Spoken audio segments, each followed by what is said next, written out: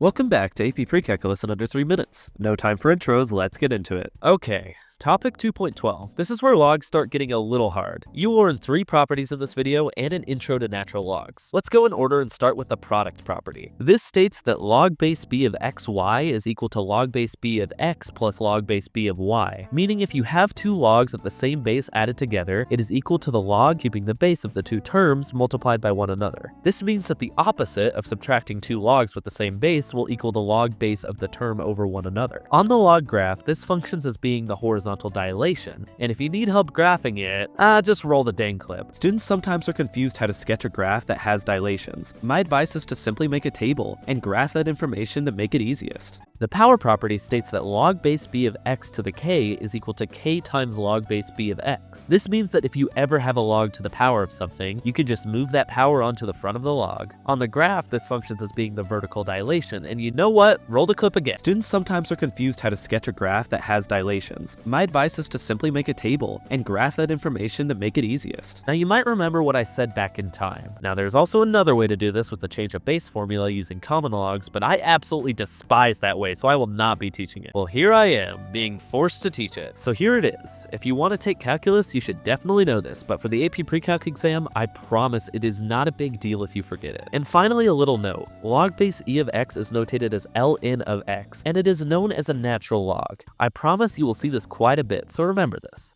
Anyway, on the screen now are some AP-style questions for this topic. Pause now. I'll put the work and answers on the screen now. I will see you in the next one.